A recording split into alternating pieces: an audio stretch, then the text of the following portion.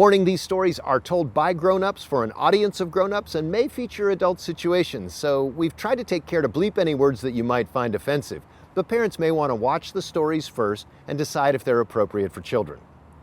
Finally, the views expressed in these stories are those of the storytellers alone and may not reflect the opinions or attitudes of Blue Ridge PBS or Echo TV. And now, enjoy the show.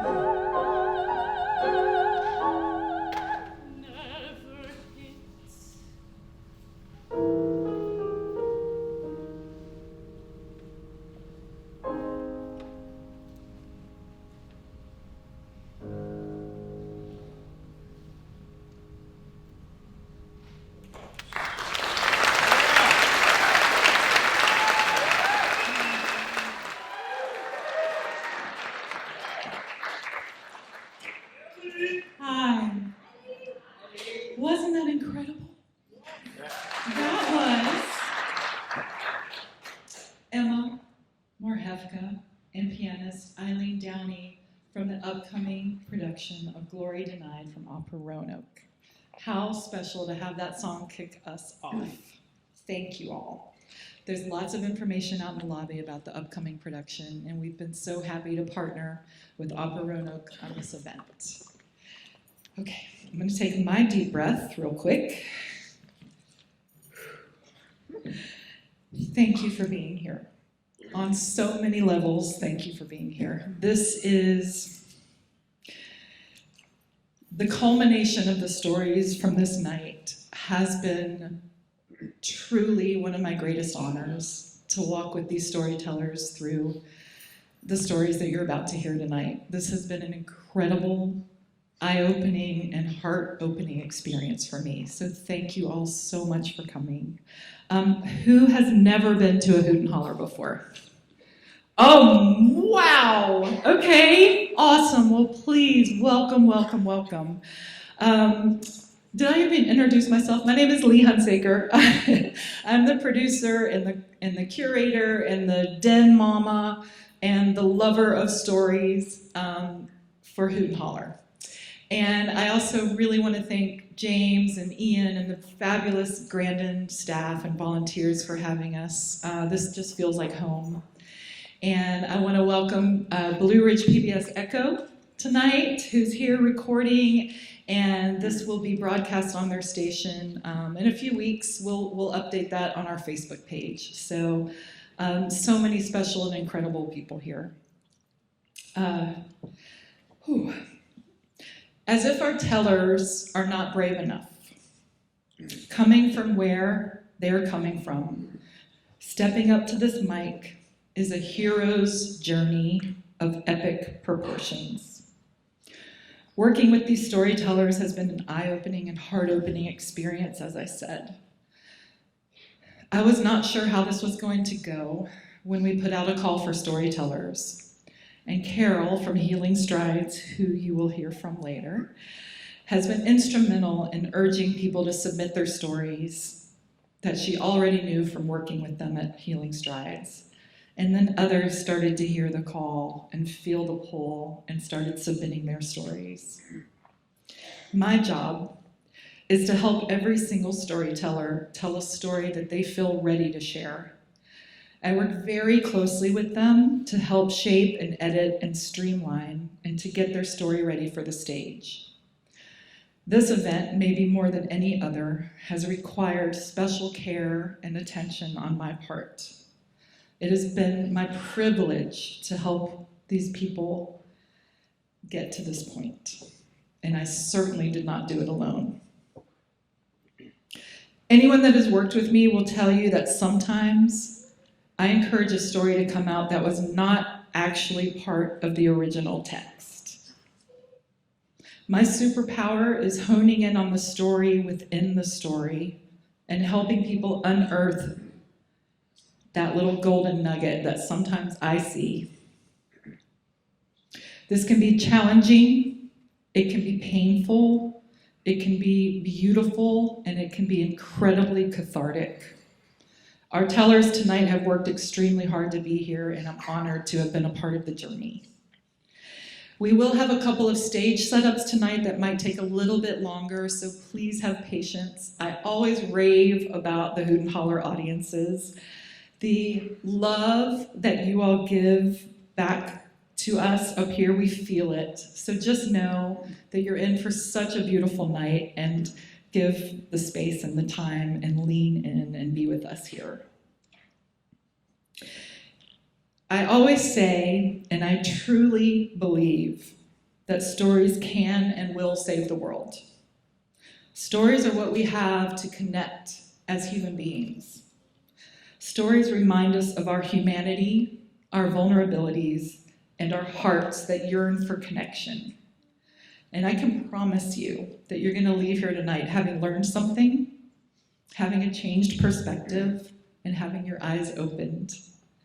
You'll leave here with more compassion, more tolerance, hopefully some inspiration, and the knowledge that deep down we all really want the same things, which is love and peace and to connect.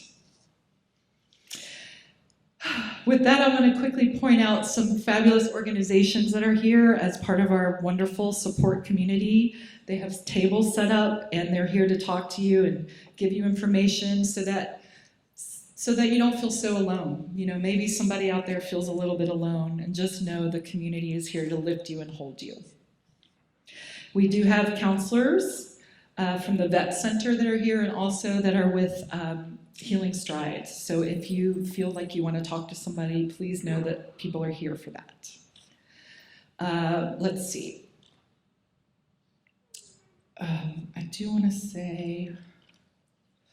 want to say that some of these stories could possibly be triggering. And so I assume that by being here and by knowing the nature of this event that you might be aware of that, but please know that there is support for you. And our highest inspiration and intention is to support and love the people who are going to stand up here. So thank you, and thank you for your service if you are part of our military community. and please enjoy the beautiful stories you're about to witness. Thank you.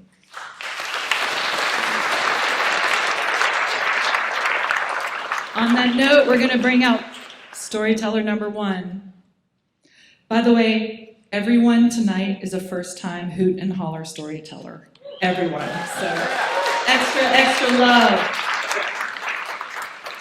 Our first storyteller is a second-generation United States Marine. He served as a helicopter crew chief and Marine drill instructor. He's traveled the world and seen the beauty it has to offer, as well as the atrocities born when hatred creeps into the hearts of men. He's the father of 2 wonderful children, and he knows that love is the only thing that can save us all. Please welcome, lean in with the love, Tyler Crouch. My grandparents' house in Pensacola, Florida, had a long hallway with several rows of framed photographs. Some of them featured pictures of my family that dated all the way back to the late 1800s. But as a young boy, I was never concerned with the photographs. At this age, I idolized my uncles. And there was a thin rope with a large wooden bead connected to the attic door, so you could pull it down. They were tall enough to hit it with their heads as they walked down. No matter how high I jumped or how fast I ran, I could never touch it. So one day, I decided I was going to make it happen. I grabbed a tall kitchen chair and I pulled it into the hallway.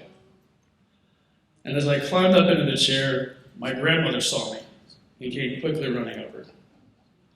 But by the time she got there and steadied the chair, I was no longer concerned with the rope or the bead. I was mesmerized by all the pictures I could see for the first time at eye level. One of them in particular caught my eye. He was a handsome young man in a blue coat with a white hat. And as my grandmother stood there, as I took in all these new sights, I said, "Grandma, who is that?" She said, "That's your Uncle Kevin, son." I said, "My Uncle Kevin?" She said, "Yes, son, he's a Marine." That was his picture that he got made in boot camp before he went to fight the war in Vietnam. I said, "Grandma, what is a Marine?" She said, "Well, they're the first to fight.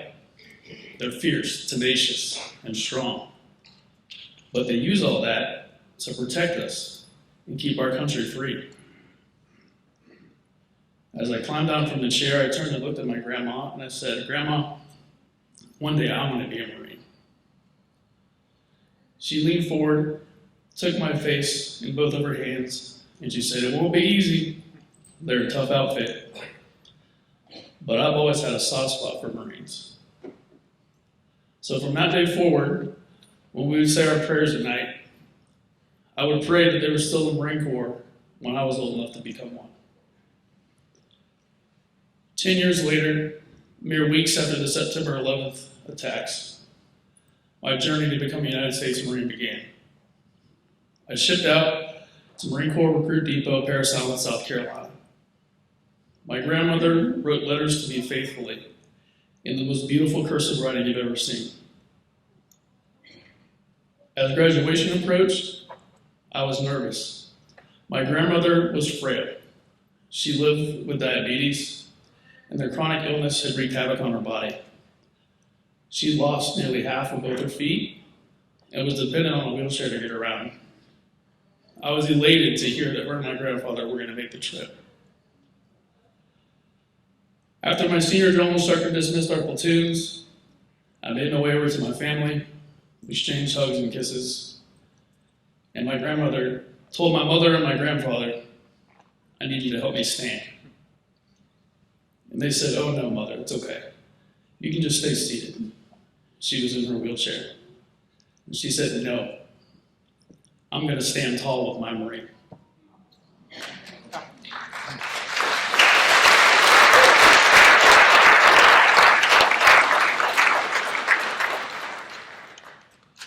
So even just standing for a short time, we left her exhausted. We got her back in her wheelchair. She was winded. She waited for me to lean down so she could speak to me. She quietly said, "Son, I want you to take me over there." And she pointed to the back corner of Petros parade deck. Thousands of square feet of concrete across which generations of Marines have marched to earn the title Marine. I said, "Okay, Grandma," and we started to push. Within about a minute, we were outside the hustle and bustle of the new Marines and their families. And we got to the back corner, about 200 yards away from where we had been, near the road that bordered it. She motioned for me to come around front, and I looked at her face, and she said, "Son, this is where your grandfather and I put your Uncle Kevin on the bus to go to Vietnam. I made him promise me something, and now I'm going to ask that same thing of you." She said, "Tyler, wherever they send you, you fight hard, like Marines do. But you come home to me." I told her that I would.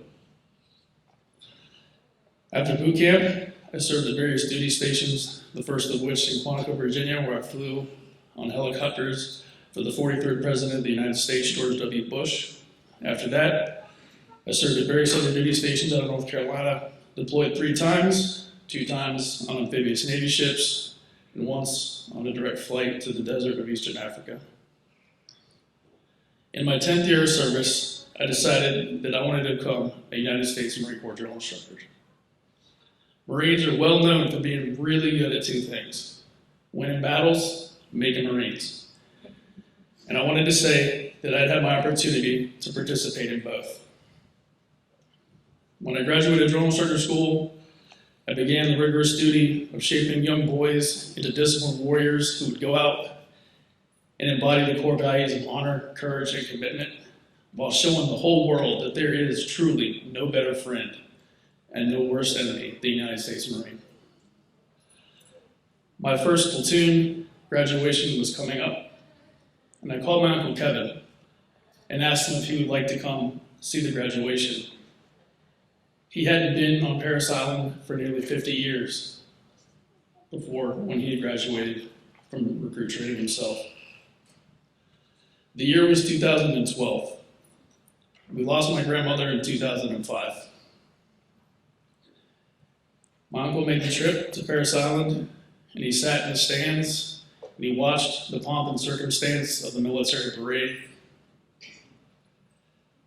And when we dismissed the platoon, after all the new Marines and their families had come up and gotten their pictures taken and shaken my hand and asked for funny stories about the new Marines, I began looking around for my uncle. And I saw him standing by himself by a monument for the Marines and sailors that raised the flag on Iwo Jima. As I approached him, he looked sullen. I got over to him and asked him if everything was okay, fully understanding the weight of not only recalling his own wartime service, but being back on this hallowed ground, but this time without his mother. And he looked up at me from underneath his glasses with tearful eyes, and he said, "Tyler, take a walk with me, son." And I nodded and said that I would. And within the first few steps, the hair on the back of my neck stood up. I knew exactly where he was taking me. We walked roughly 200 yards to the back corner of Petros parade deck near the road that bordered it. And when we got there, he had no idea that I knew the significance of this piece of concrete on which we were both standing. He said, "Son, this is where your grandmother and grandfather put me on the bus to go to Vietnam. And your grandmother asked me to promise her something. She told me to go fight hard and come home safe to her. And I told him that she had brought me to this same spot nearly 11 years prior, told me about that promise, and asked the same thing of me. And in that moment, the connection between 2 men, blood relatives, who went from boys to disciplined warriors on that very parade deck and on to continents where our grit and tenacity was tested beyond imagination. The connection we shared was palpable. It was something deeper than blood. And he looked up at me from underneath his glasses and was still tearful eyes, but a happy smile. He said, "She made you promise her that too, huh?" She always had a soft spot for Marines. Thank you.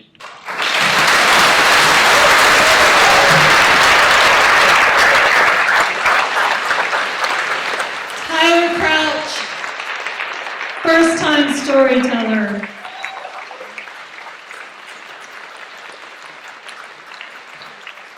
Thank you so much, Tyler.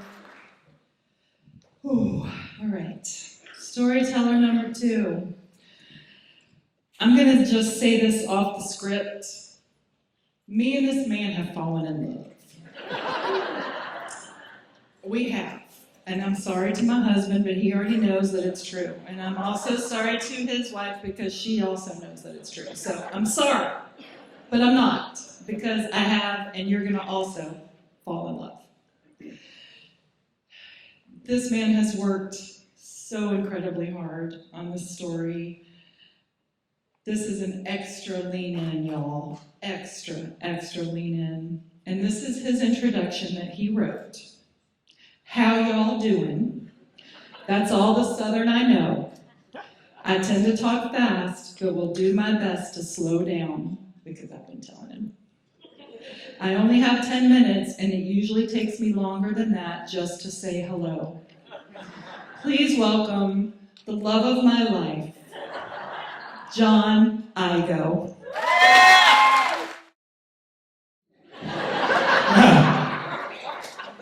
Thank you for that. In the fall of 1965, I entered my freshman year at Iowa University in Davenport. The first few days, as always, we were filled with meeting new friends, finding out where our classes were. Friendships were quickly made, including how many guys can we get in the car, including the trunk, we get in the drive-in movie. And as I was settling in those first few days, I got a message from my mother that my brother Michael, who was a junior at Michigan State University, had been drafted into the Army. After I hung up from the phone, I started to think about that. And I said to myself, if he's going, I'm going. Needless to say, my parents were not happy, but my mind had been made up. Education was everything to my mother, and I assured her I was just postponing it. I wasn't stopping. Part of the discontent also involved the mood in the country at that time. The protests were getting louder, there was violence involved, and that concerned my parents as well. During the required physical, it was determined I had a hernia which had to be repaired before I could enlist. Some of the people who were in this room with me were draftees who said, "You've got to take it out." I said, "I don't want to take it out, I don't want to take it in." So I was determined to enlist. Post-surgery, the surgeon came into my room with a specialist and said, "While we repaired your hernia, we found something else that might be a little bit more serious." They said, "We think you might have testicular cancer," which is a death sentence. Fortunately, the second surgery found no trace of cancer, only a hydrocele, and I was so happy when I woke up from the anesthesia, I wandered my way down the hall to a payphone, called my girlfriend Donna, said something, and then passed out in the phone booth. It just happens. Fortunately, the stage was now set for my enlistment. I finally took my oath on April 19th, 1966. And I was sent to U.S. Naval Training Center at Great Lakes, Illinois, having no idea what to expect. One thing was clear, I was no longer allowed to think for myself. I was told who, what, when, where, how, the Navy way. And that was fine. I found boot camp to be a place of transition. The lifestyle was just a little bit different than civilian life. Hello?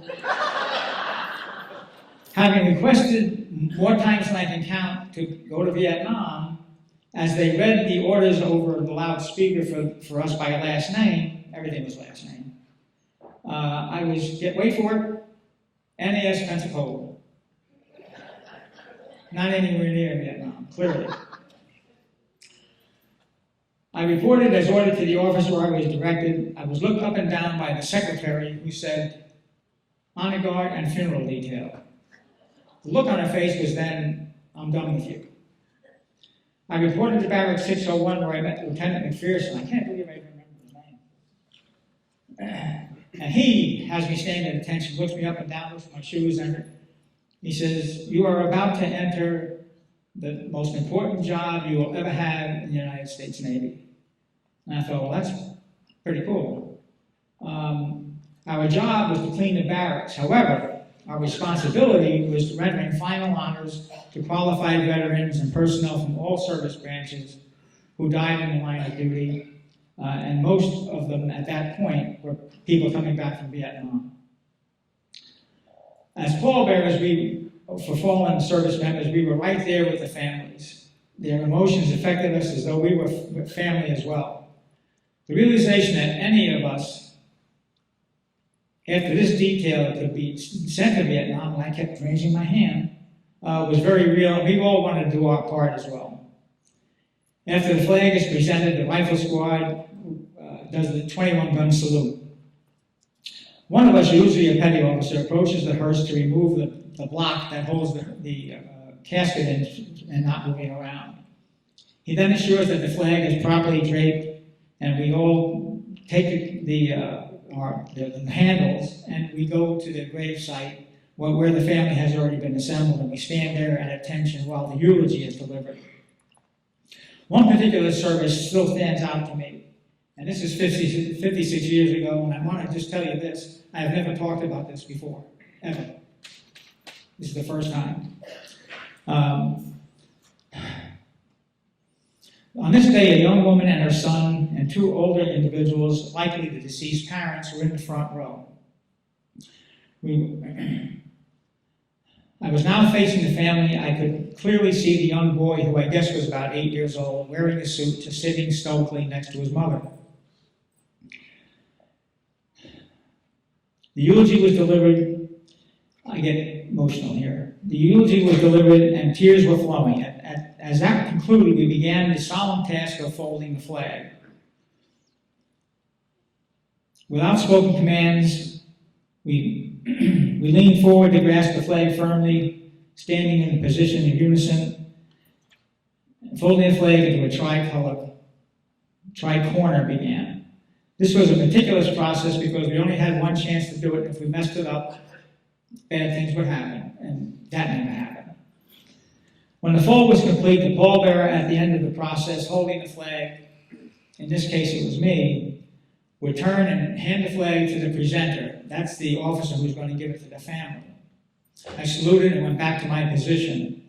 As the chaplain walked off, I saw him go to the front row where the immediate family is, and he stood right in front of that little boy. He knelt down on one knee and spoke very quietly to him and handed him the flag. It's a very heart-rending thing to watch.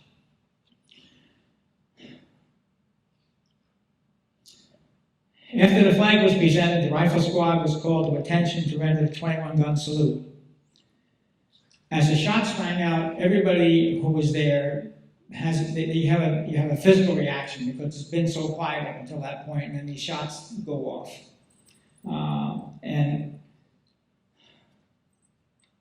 I started to tear up because I'm watching this little boy, this blonde little boy, I can still see his face. Had no emotion, but tears were streaming down his face, and they started streaming down my face. Now, we prepared for this. My partner, pallbearer, stared at me. I stared back at him, and that's how I got through that. It's very difficult to watch. Pardon me while I shift.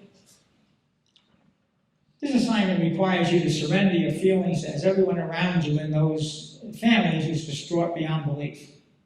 They have a loved one who is sent somewhere far away to do their country's bidding. It's been said when you initially sign up in the military, you sign up for everything, you sign a blank check for the United States of America for everything up to including your life. I couldn't possibly be the stoic and stone-faced character that we were ordered to be, or could I? On the outside, I was. But on the inside, I was grieving for the person in the casket, and I was also grieving for the people who now had to go on, and especially this little boy, without his dad. It's very an emotional thing. They were numb, angry, and often inconsolable. I was one of them. I was not one of them, but I was, at least internally. My heart ached for them silently as I participated in a centuries-old, time-honored military tradition that did not allow for feelings, compassion, or any deviation from the script we were ordered to follow to the letter. As the first months passed, I missed my high school sweetheart, Donna, and I called my mother one day and I said, I'm going to ask Donna to marry me. My mother and Donna were great friends even then, and my mother was ecstatic. Now, I didn't make a lot of money at the time. I had my paycheck, I had some money saved up, and my mom said she would help, which she did. So I called Donna on the phone, I asked her to marry me, and then I thought, what happens if she says no? Too late, son, too late. But she did. She said yes, and we were married on January 14th, 1967. I was halfway through my tour, and Donna came down to live with me. We didn't have base housing available at the time, so we rented a small apartment. Now, the Navy prepared our uniforms because of the jobs that we did, and we had priority service. Anytime we gave them uniforms, we had to get them back the second day. Well, Donna thought with a ruler and some starch, she could do my uniforms. Now, down in Florida, it's warm all the time. Okay, so we almost always wore white uniforms. Donna was excelled at getting them pressed the way they should be pressed and starched, allowing me to have time to spit shine my shoes. In those days, you didn't get the ones that looked like mirrors when you bought them. You made them look like mirrors. So, I was very grateful to my darling wife who took over that job of getting my uniforms ready. She loved the opportunity to prepare my uniforms, which she said, I'm doing my small part for what we were doing. And she was absolutely right. This tour of duty was the highlight of my 4-year military career, obviously. I was and am proud to have been rendered final military honors for those souls who gave their lives for our country. I did my best to remain detached from their reality. That really wasn't who I was. Maybe that helps explain why I've never talked about this assignment for 56 years. While preparing for this presentation, I slowly realized how cathartic this process was for me. I will be forever grateful to Carol and Lee for allowing me this opportunity. Thank you.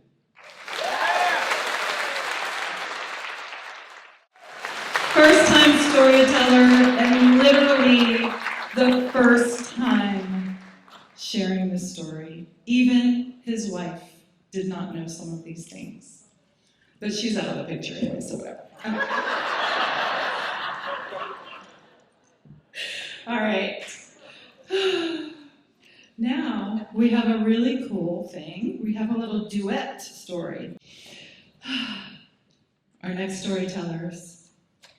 He was born and raised in upstate New York, and she was raised in Orange County, California. It really was fate that brought the two of them together from opposite sides of the country. They now live in Wirtz, rehabbing their 112-year-old farmhouse and raising their 2 boys. They've worked so hard, so beautiful. Please welcome Stephen and Casey Kelly.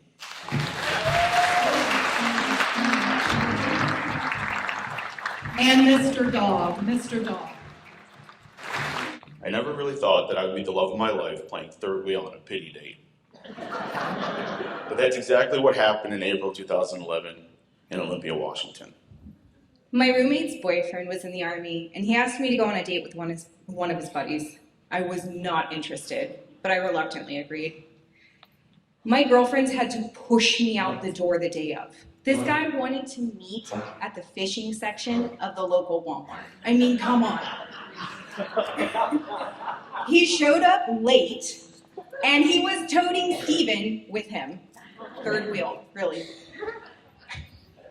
My date had no plans, and I wound up playing tour guide, showing the guys local spots. Then I picked the restaurant, and Steven paid for dinner. He was kind during the entire awkward situation, and he made me laugh all night long. In a not so subtle way, I told the other guy I was interested in him. So I gave him my number, and thankfully he called me. Our courtship was a whirlwind. I felt like I had known him forever. We could talk about absolutely anything. He fell in love with my dog, and that was it. This was my person.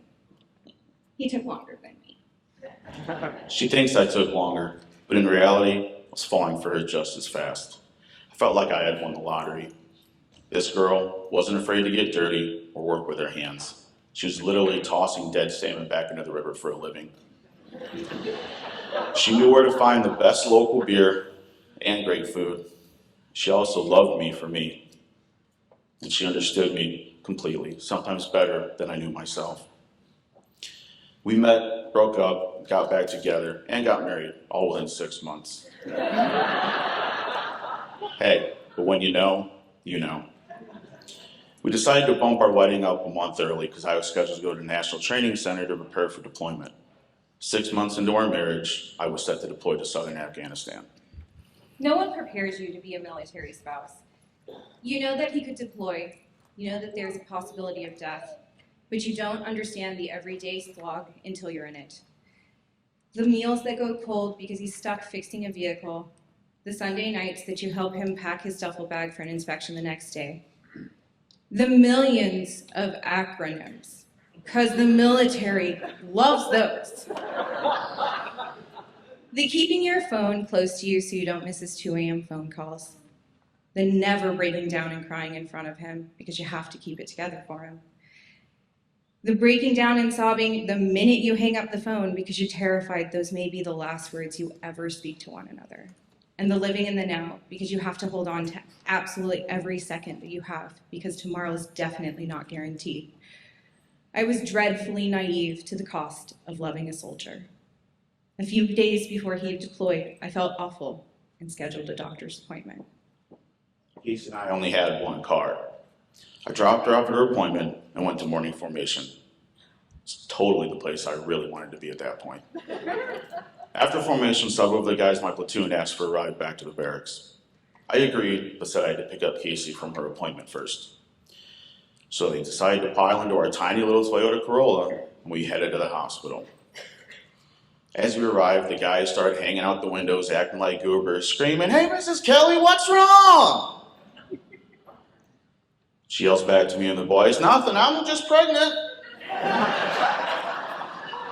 The guys started screaming congratulations and words of excitement until Casey gets in the passenger side. Then the car full of people went silent. Everyone realized the horrible timing. One day, that's all that kept rolling through my mind. One day, when the nurse told me I was pregnant. I just married this incredible guy, and we're gonna have a baby together. But I wasn't excited. I was terrified. I was heartbroken, and I was overwhelmed. We're not going to experience any of this together. What if I have to raise this baby alone? Not having 24 hours to process, we were hugging each other and saying, "I love you." We had promised never to say goodbye. And that was it. He was on his way to war, and I was headed to California to be with family because I needed the support. It wasn't until we were wheels up on the plane that I realized I'm gonna be a dad. But I don't know if I'm ever gonna get to hold our baby. I knew I had to stay strong and focus on the mission. The May 1 district of Kandahar province lived up to its reputation of being an absolute hellhole. A good friend lost his life in a 500-pound IED explosion the first month we were there. My mentor became a double amputee rescuing my close friend when he lost both his legs when he stepped on an explosive device. We were getting shot out on every patrol and rat bitten while we slept on the plywood floor of our newly taken combat outpost in the sweltering desert heat that we could never escape, reaching temperatures of 132 degrees in the shade most days. Life was beyond crappy. Hearing back from home really was the key to keeping us going. The guys became so invested in our baby, anxiously awaiting ultrasound pictures in every care package and the homemade cookies. They used our baby as a calendar. They knew when our baby came, it would be time to go home.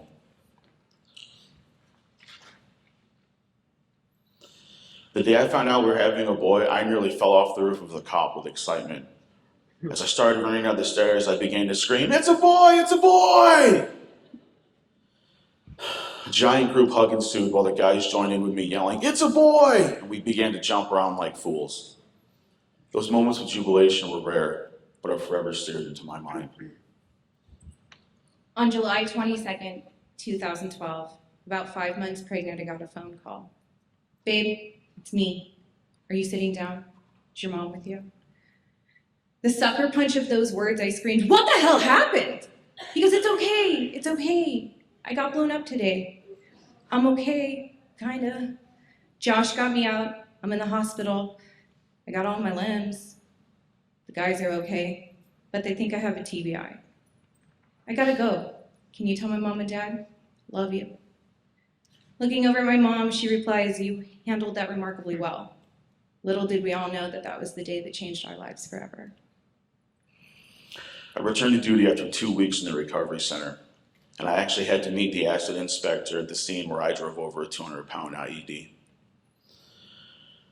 The inspector, in the midst of doing his inspection, asked, "What happened to the driver?" When I piped up and said, "Yeah, I'm right here," he looked at me and said, "How the hell are you not dead, let alone still standing here?" I still struggle with that to this day. But I think my grandpa was looking out for me. I mean, it was his birthday after all. I spent the next 4.5 months driving for my platoon sergeant, trying to stay safe in an unforgiving place, living on care packages and letters from home, and updates on our growing baby. Until December 4th, when my sergeant told me, "Kelly, you're fired." At first I thought, what did I screw up? But then he told me Lieutenant Crady had convinced the commanding general to let me have his seat so I could go home for the birth of our son. I know I'll never be able to repay him for that. The guys wished me luck and knew they'd be home soon. Our beautiful baby boy Harrison was born, he was a week late.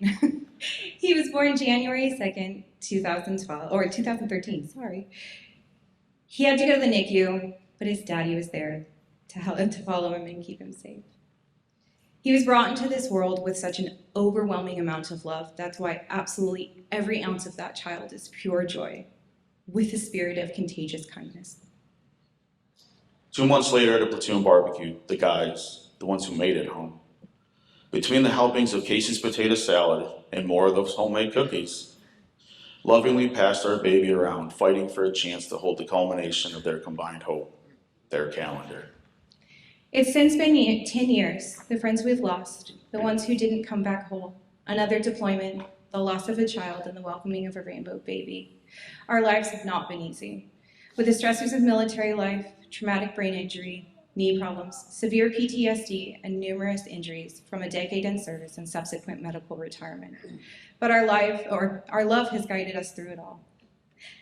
The love of rescuing animals when we think we can't rehab just one more. There's always room for one more. The love of our ridiculous, whimsical 5-year-old baby dragon. The love of our effervescent 10-year-old whose passion for horses has led us to a tremendous place for making, how cliche yet perfect, healing strides. It hasn't always been easy, but it's the unwavering love that we have for one another that's gotten us this far. Thank you. Stephen Kelly, y'all. Oh, I love. All right, we have one more very special guest, and then we're going to take a break, and then we have a second act that's just beyond. It's all just beyond. This whole night is beyond. So, the queen is here, for reals, for reals, for reals. She is the CEO of Healing Strides. She loves putting people and horses together to see miracles happen. Horses inspiring hope. the heartbeat of the organization that supports and serves our community. It has been such a pleasure working together on this project and getting to know her a little more. I'm aware of the work she does, but seeing it firsthand and meeting these beautiful people whose lives she touches all the time has been humbling, inspiring, and beautiful. Please put your hands together for the beneficiary of a portion of the proceeds tonight, and no one is more deserving than Carol Young from Healing Stripe.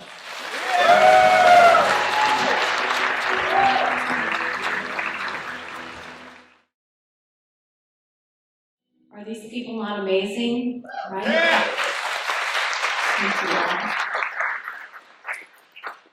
I am Carol Young, in case you didn't know that yet. I want to thank you all for, number one, coming out and hearing the stories. Hearing what men and women do so that we can be here tonight. So that we have the privilege of sitting here and listening to these stories. That's an honor. That changes who we are when we hear stories. John, I was so proud of you. Casey, Stephen, all of it. It's amazing stuff. Tyler, beautiful. Just everybody, it really touched us. One of the things that people ask all the time is, why horses? Why are you out there with horses? And there's a lot that goes into that I could get into the science behind it and the research, but this is storytelling. So I want to share with you one of the veterans that came out for services. He had been coming, had post-traumatic stress. He had that 1,000-mile stare going, and he needed to work with the horses. Well, he came in one day about 4 weeks in, and he was a little off. And we recognized that, but we really weren't quite sure what that was about. So we said, well, why don't you just start by going out and greeting the horses? There were 3 horses, and in this model, the horses are at liberty. That means they're free to choose how they're going to interact. They can walk away or they can interact with the person. And so as he went up to the first horse, he stroked the horse and he spent a moment, and that horse laid down. Now, I don't know about you all, but I know a lot about horses. That's unusual. Well, he went to the next horse, and he spent some time with that horse, and that horse laid down. While I'm out there, and Deanna, who's somewhere out there with you all, I looked at her, and she's also an equine specialist. So I'm like, that's really strange. 2 horses are laying down, and I'm looking at my licensed clinical social worker in the arena. I'm like, what do you think? And she's like, I don't know. Well, he went to the 3rd horse, loved on the horse a minute, and the horse laid down. That's really unusual. And so I'm like, Mary, what are we going to do? And she's like, I don't know. You're the horse person. Ask about it. So I said, so what's this about? And that's all I said. And he looked at me and he said, they know. I'm like, what do they know? He says, I'm done. I'm checking out. I came to tell them goodbye. They know. I don't know what to say. Mary, the licensed clinical social worker, all her red flags go up, safety plan goes into effect, all the things. He's not moving, he's not responding, he's not given anything. And she's like, you have to allow me to call your wife. You can't leave all the things. And I looked at him, and he's just hard. Well, what you don't know about me, maybe some of you do, I'm a mom of 8 children. And I said, son, you look like you need a hug. My mama bear was fierce. And I wrapped that young man up in a big hug. And he cried, and I cried, and Janet cried, and Mary cried. But as he cried, and as he took a breath, the horse stood up. As Mary talked to him more about calling his wife and getting the safety plan, a second horse stood up. And as we continued the conversation, the third horse stood up. Yes. We don't know what we don't know, but the horses know. And they inspire hope throughout all the things that we do. That young man was able to go to the VA. He was able to get the help that he needed. He came back. He finished services with us. Fast forward 4 years, we get an email. He says, "Hey, Carol, I just want to let you know I'm still here. We bought a farm. I have my own horses now. Thank you."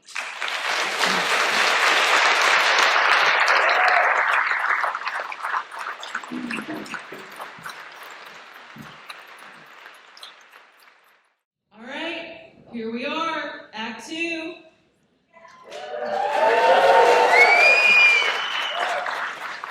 We have a super special treat for you now. Super special. I'm just going to introduce each of these beautiful people, and then we've got a couple of stories for you out of this beautiful group. All right. So we have Megan Oglesby here on the French horn. We have Beth Woodward, who's going to speak to us afterwards. Hold on, sorry, flipping pages. We have, where are you? Where's Matt? Right here. I know you're here. Hold on, I need your thing. Okay, Matthew Burke, right here. We have Chip McCauley, right here in blue, who's going to say a few words. And we have, hold on, sorry, Mark Redmond, red, in the red, coincidentally. And we have Connor Capron? Capron.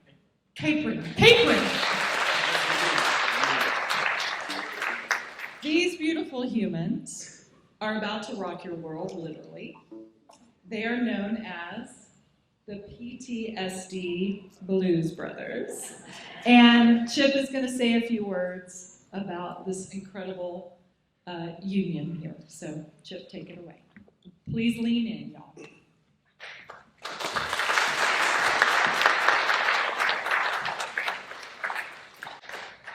For us to be able to do some of the things that we did in the military, part of our humanity had to die in order to become the monster that was needed. We are proud to have had the honor to do this, though at times we are ashamed to speak of the tragic horror of some missions that were needed to be carried out. When we take off our uniforms at the end of our time in the military, I don't think there is much more that the military or the VA can do to help other than what they're doing now. It's up to us to take advantage of the programs available.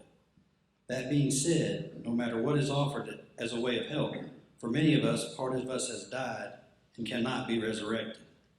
The best we can do is learn how to exist in the society in which we now find ourselves. There are individuals out there that are willing to try and understand us and help us. Isn't that why you're all here tonight?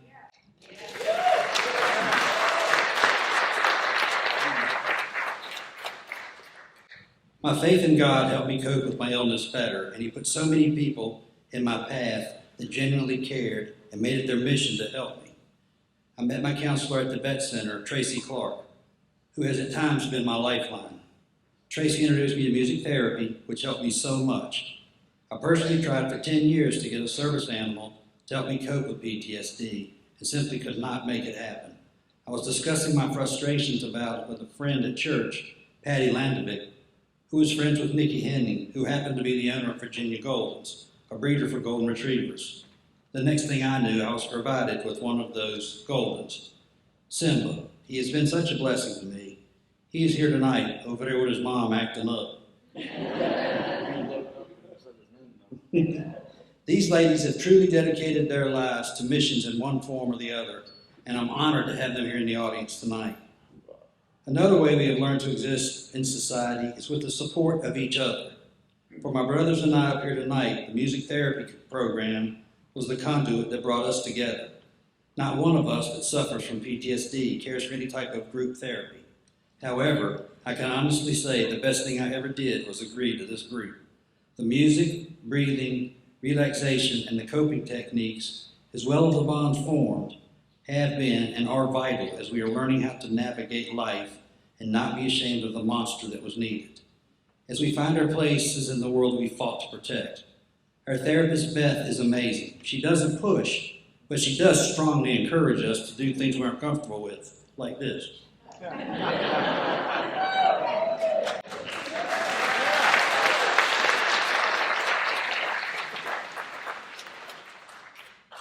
Without her, these two guys, I could not be up here tonight.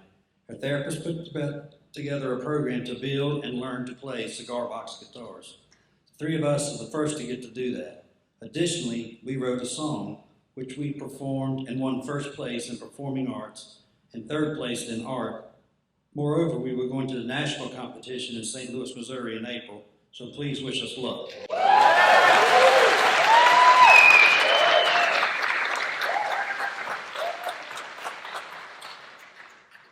We would like to perform this song for you now. Thank you for being here tonight and listening to my story and our song. We hope you enjoy it as it was written from our hearts. This is for Lee Anthony. Thank you for being there.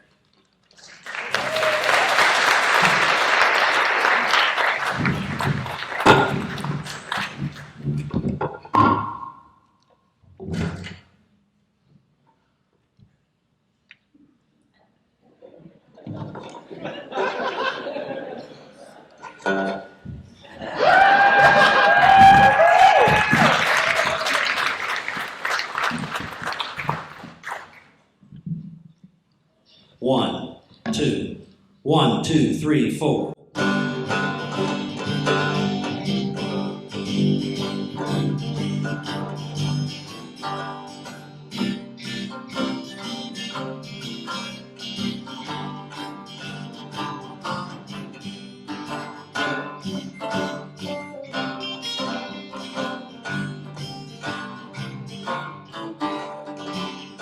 Brotherhood is important to me.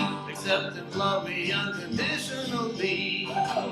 They trust me with their life, but not their money or their wife. Walking alone to find a distraction, looking for acceptance to make a connection. Familiarity is what I pray.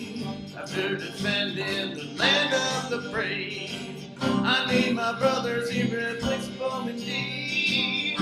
The 1% who served with me. Memories hate, diagnosed me as crazy. I got the PTSD blues. Got respect for my brothers and me.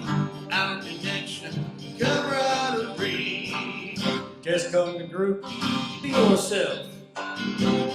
put negativity on the shelf. We got an unspoken understanding. We got each other's back.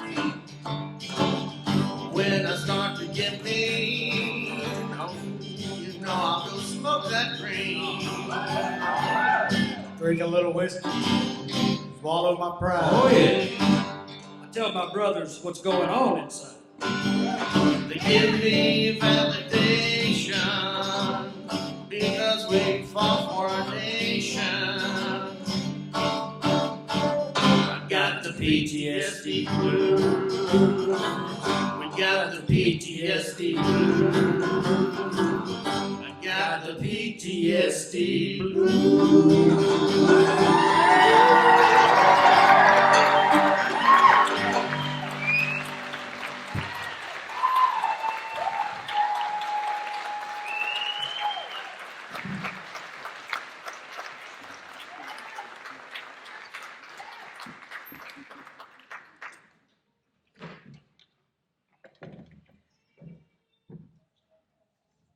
I'd be crying too after hearing Cole.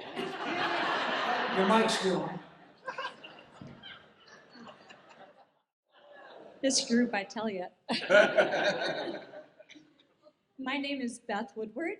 I've been a board-certified neurologic music therapist at Salem VA Medical Center for about 32 years now.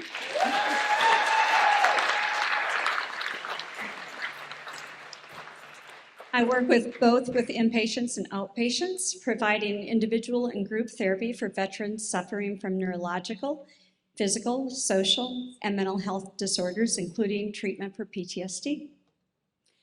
It's been a privilege for me to be able to work with the most humble, loving, honorable, and deserving individuals in our nation. Chip McCulley, Mark Redmond, and Matthew Burke being three such veterans who have connected through the ineffable power and expression of music. Victor Hugo once said, "Music expresses that which cannot be said and on which it is impossible to be silent." And there is the famous quote by Plato, "Music gives a soul to the universe, wings to the mind, flight to the imagination, and life to everything."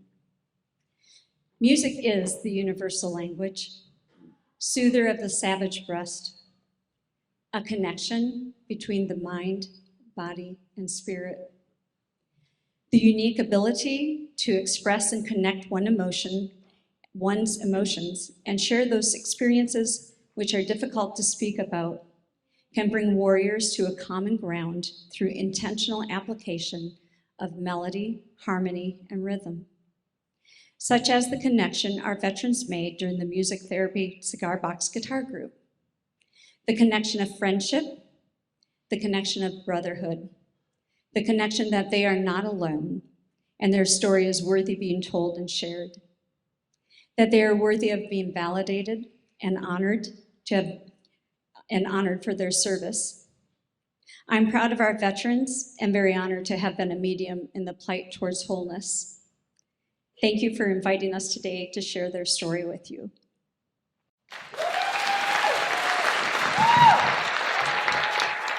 Our next storyteller, his vision is connecting stories and people. After attending the Sounds of the Mountains Storytelling Festival, he became interested in storytelling. In 2018, he produced his first Tellabration event and started his business, Storytelling Connections.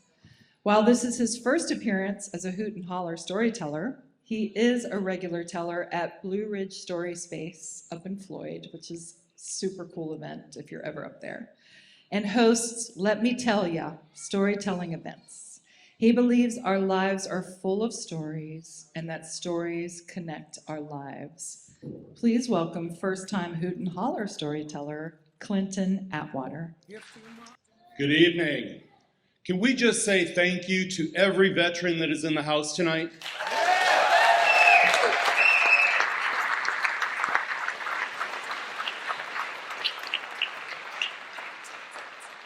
Thank you for your service. Tonight I'm going to be sharing a story of a very special veteran in my life, someone that I have the deepest respect and admiration for. My father-in-law, Joe. Now, Joe was a stoic man, but he loved to garden. My mother-in-law, Patty, she loved to laugh, and she loved to cook. Now, in my mind, that combination of gardening and cooking was just fine by me because I love to eat. Now, Joe wasn't my wife's biological father, but he was her papa. And that's what all of us called him, was Papa Joe.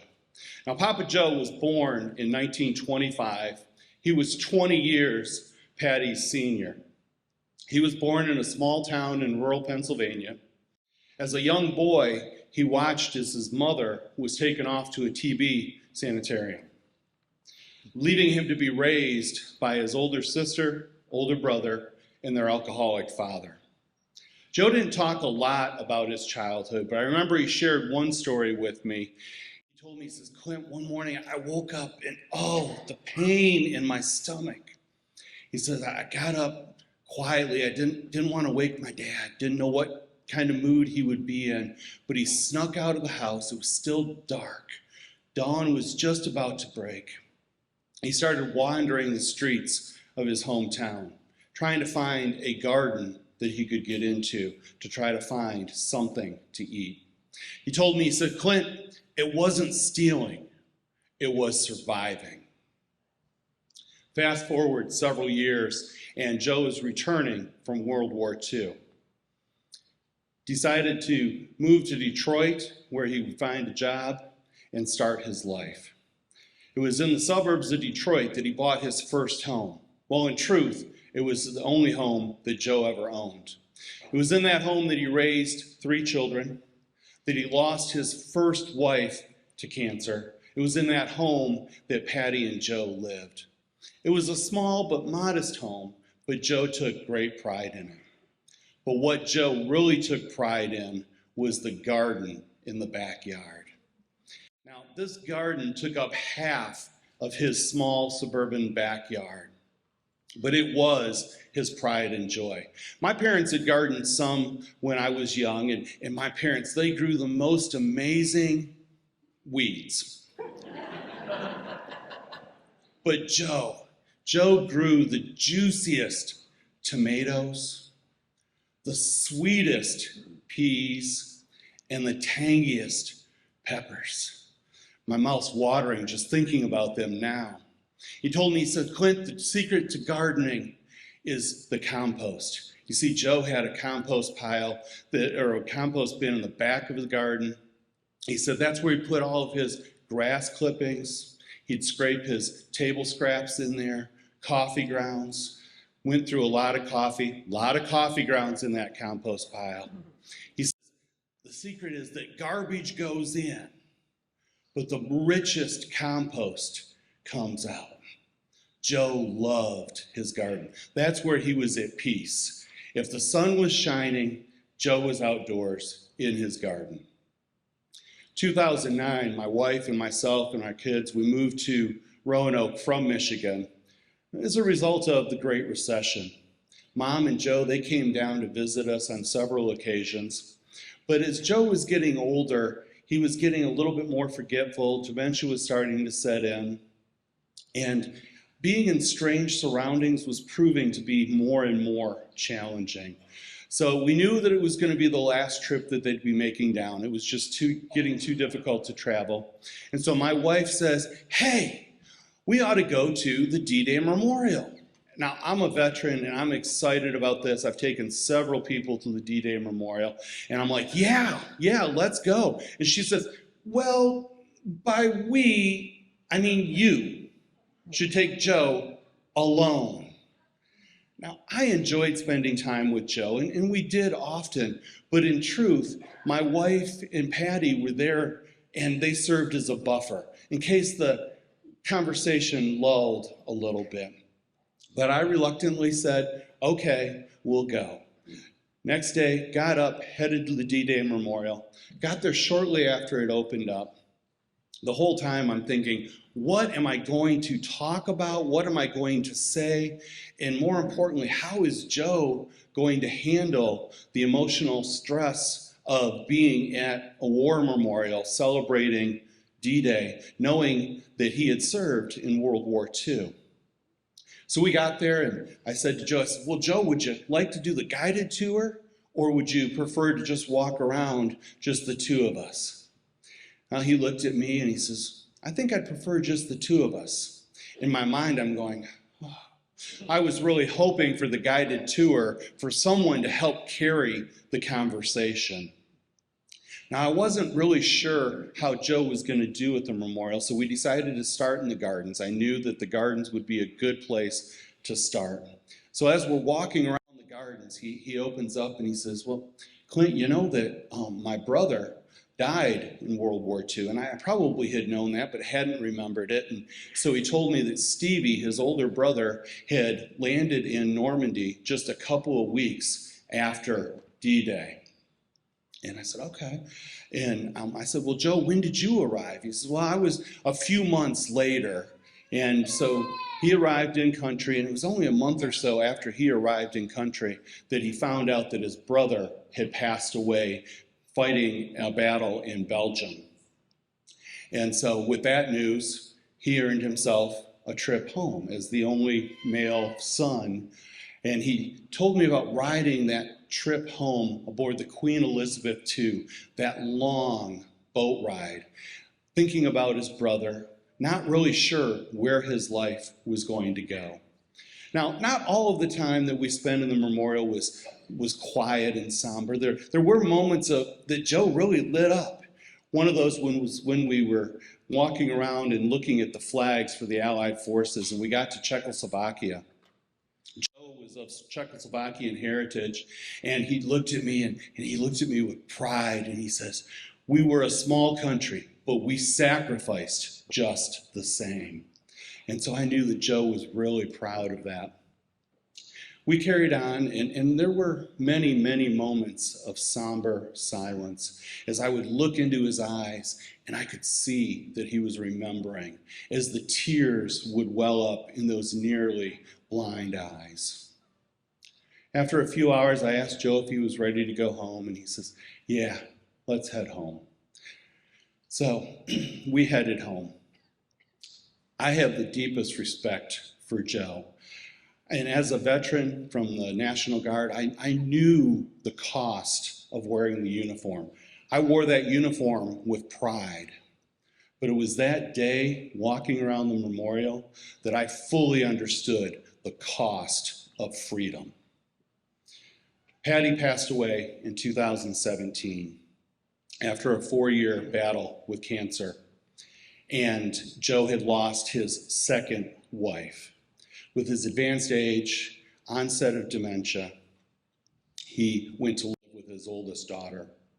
Joe passed away 15 months later, just 10 days shy of his 93rd birthday.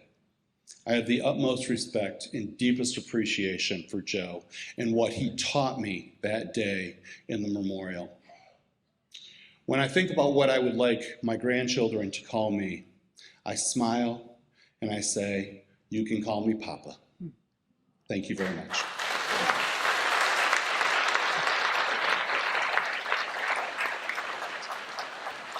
This is our final story, but not our final act. Let me put it that way. Our next storyteller is the mother and caregiver of U.S. Army veteran Jason Earhart, who served in Iraq.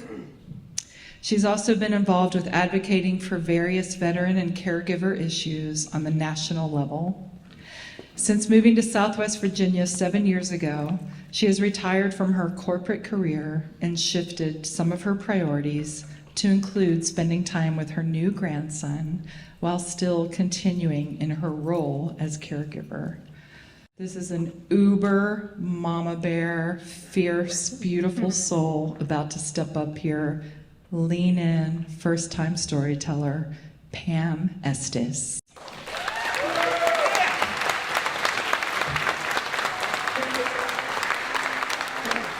Our family story starts with a phone call. It's never a good thing when your phone rings early in the morning, especially when your 19-year-old son is deployed to Iraq. We got a call at 7:30 on a Sunday morning, and it was the Army letting us know that our son Jason had been very seriously injured by a roadside bomb. We came to find out that in civilian terms that means critical. He had been part of a mission to take the bomb-sniffing dog to the polling stations for the first free elections in Baghdad in December of 2005. So the next week would be probably one of the hardest, most gut-wrenching weeks of our life while we waited for them to stabilize Jason enough to even get him back to the United States. When we finally arrived at the military hospital in Texas, we faced the true extent of his injuries. He had second and third degree burns to over 60% of his body. Because he was the gunner in a Humvee and was blown out of the top of it, he had multiple fractures to both legs, which resulted in a left leg amputation. And he had a severe traumatic brain injury. He was in a coma. This was my son who had just graduated from high school the year before. So after working through the grief and the shock of it all, we came to the realization that we really couldn't change what had happened, and we had to really focus on what was coming next. I think it's important to mention that at that time we were not a military family, nor had we had any family members who had suffered any trauma or long-term illnesses, so we really did not know how to navigate the military process or the medical process. But I do remember Jason's trauma surgeon telling me at the very beginning, she goes, remember two things. She goes, number one, don't let anybody tell you he's as good as he's gonna get. And number two, it's a marathon, not a sprint. Now, I really thought we were gonna be out of there in 3 or 4 weeks. So I had no idea why she was telling me this. Well, that was 17 years ago. During Jason's stay in the hospital, we came to understand the true extent of the humanity, people's humanity. You may have heard the term, it takes a village. Well, in Jason's case, his village is the size of New York City. It's huge. So after 3 months in a coma and numerous surgeries and procedures, Jason had to relearn everything. Think of a baby. He had to relearn to swallow. He had to relearn to talk. He's still relearning to try to walk. And Jason truly has the hardest part, but what people don't see is all of the people that are involved in his road to recovery, and the things that they had to learn along the way. Recovery from a traumatic brain injury is slow. It's all about repetition, repetition, repetition. And most of the people that have worked with him have had to learn different parts of it. So for example, when we were down in Texas at the Brooke Army Medical Center for the burns, they knew everything about burns and they knew about the fractures and stuff, but they really didn't have a lot of information on the brain injuries. So the therapist there did a lot of research and implemented processes to help in the recovery of his brain injury. And then when we moved to the Polytrauma Center, the VA Polytrauma Center in Richmond, they knew all about the brain injury, but they had never dealt with burns. So the nurses actually had to be trained in burn care so they could handle his daily wound care, which could take up to 4 hours a day. So for 10 months, my husband and I took turns being at the hospital, because at the same time, we also had a daughter who had just started high school. It was a little dramatic. So one of us would spend the week with Jason, the other one would spend the week with our daughter, and then every Friday night we would switch. So we could have done that without the help and support of our families, our neighbors, and our employers. There were fundraisers to help us pay for all of the airfare going back and forth to Texas every week. And our employers let us work remotely before it was even a thing. And our neighbors jumped in to take care of our daughter on those Friday nights when we were switching. So Jason had family also visiting from all over the country, and he even had cards and stuff from elementary schools. So all of the support helped give him a reason to work hard. So after 3 months at the Brooke Army Medical Center and 7 months at the VA Center in Richmond, we had to make a decision as to what to do with Jason, where he was going to go next. So they sent us to a long-term facility in DC, VA facility in DC, which was closer to our home in Maryland at the time. And I don't know if that was the moment where the reality hit me of how long this was going to take, but it was only the second time since he'd been injured that I actually cried. So with the medical team's recommendations and support, we brought him home and became his caregivers, in addition to continuing to work full-time. This was when my husband and I became caregivers. And the best way to describe a caregiver is a project manager. I became a patient advocate, I became a nurse, became a therapist, also became his fiduciary. And there's no more spontaneity in our life at all. If you even want to go to the grocery store, you have to schedule it. And through all of this, we had to maintain our normal family dynamics. We had a daughter, she went to college, she graduated, she got married, she had a kid. We had all that in addition to working with Jason's, and with his recovery too. So the first team, I like to say, saved his life, because they did. They saved his life.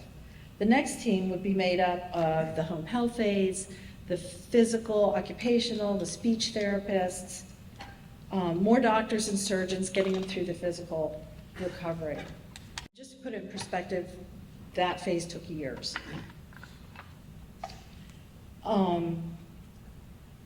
They too were pushed to the limits of their knowledge, but they stepped up to the challenge. So to Jason's benefit, they would set a goal and he'd meet it.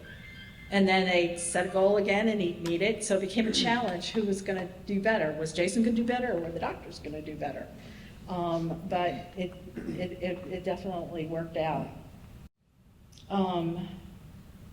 It was during this phase that we found out that there were limits on therapy, insurance and stuff like that. What they said was that physical therapy wasn't meant to be long-term, and that brain injury survivors usually plateau after 2 years.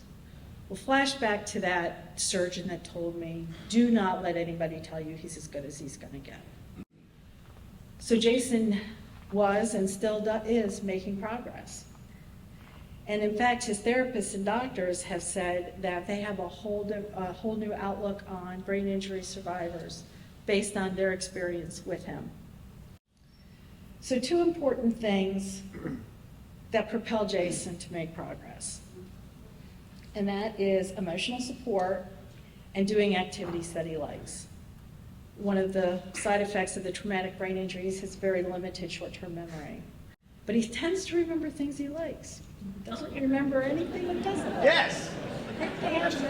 And so as we've entered this next phase, which is made up of what we call our non-medical team, Jason's physical and cognitive limits are being pushed and challenged.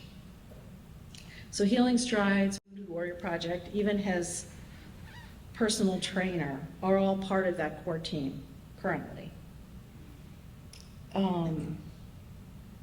Our family, friends, and the people, especially here in Southwest Virginia now that we moved here, are a great support system to him. Jason's been fly fishing with Project Healing Waters. He's been skiing in Colorado with the Wounded Warrior Project. And every time he does those type of activities, it boosts him to the next cognitive level. So it's important. But before Jason can even think about doing those kind of physical things, he works really hard. He rides horses twice a week at Healing Strides, and he works with a personal trainer twice a week. And they work on strength, balance, and learning to walk again.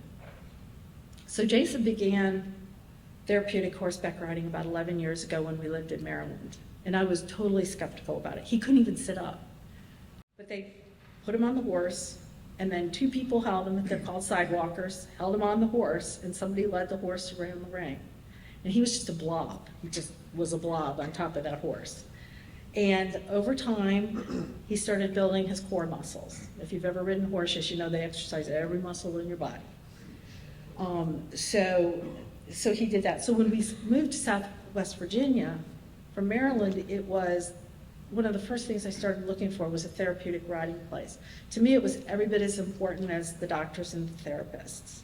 It was something he enjoyed, something he remembers, and it builds a lot of strength. And when I found Healing Strides, I was pretty excited because we've got this attitude. It's just, we got it.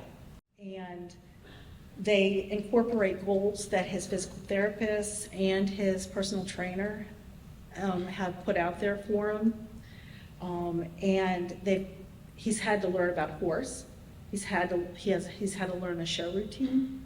And although I was totally amazed that he could sit on a horse, he now can walk the horse around the ring without the sidewalkers. And he can mount and dismount the horse with the aid of his instructor and a volunteer. And they will not bring his wheelchair into the ring. They make him walk out of the ring. They're mean. You're not mean.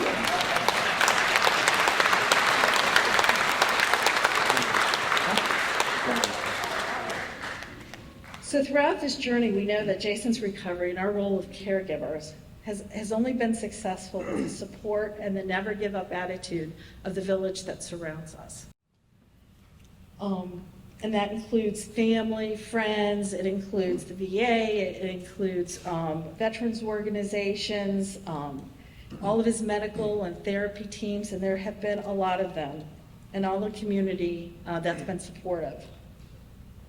We know we can't do this on our own. Instead of implying that there's nothing more we can do, the question is always, what's next? In fact, his riding instructor asked Jason that very question just a couple weeks ago. And understand she was a little shocked when his answer was he wanted to learn how to jump.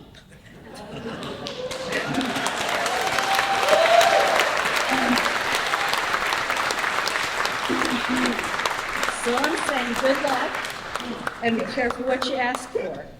These are two members of Jason's village, Dad Mike, and that is his riding instructor Morgan. And this is Jason.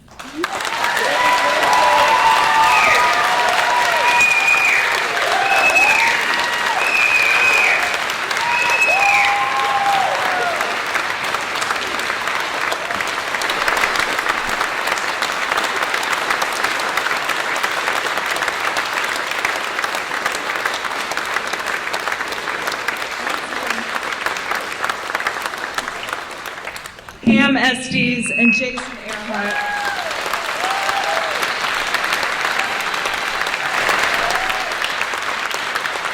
Heroes amongst us. All right.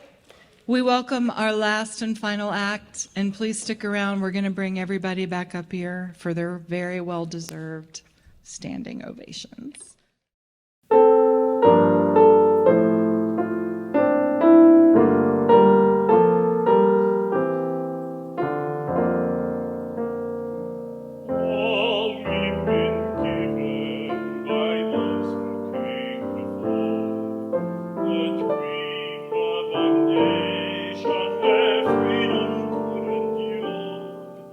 The work and prayers of centuries have brought us to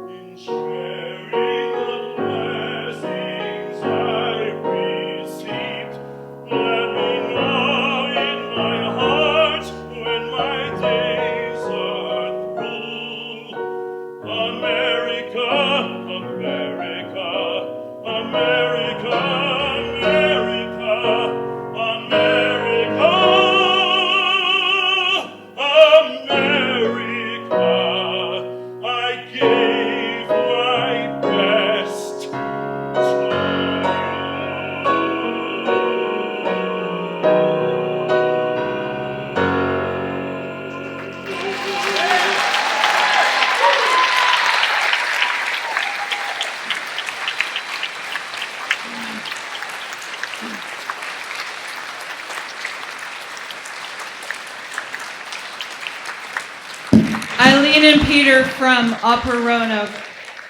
So beautiful. Okay. We have come to the end of this unbelievable night. Thank you all so much for your presence. We felt it up here.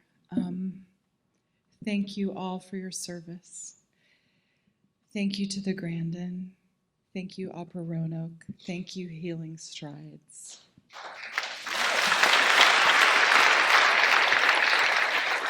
Thank you to all of our community resources that are here. Please reach out if anything. If you need anything, please know how much love and support there is in this community.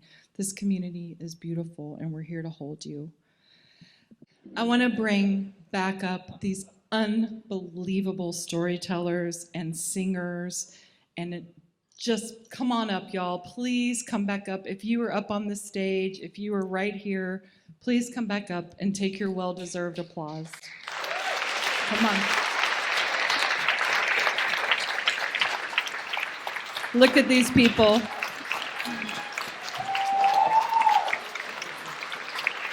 Yes!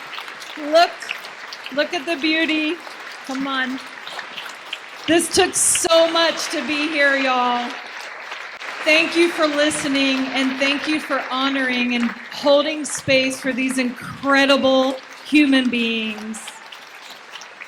Thank you to the dogs who keep our people safe and protected. I don't think I've ever felt so proud. Really, really, really. Just incredible night. We love you all. Keep sharing your stories. Keep speaking from your heart. Thank you, thank you, thank you.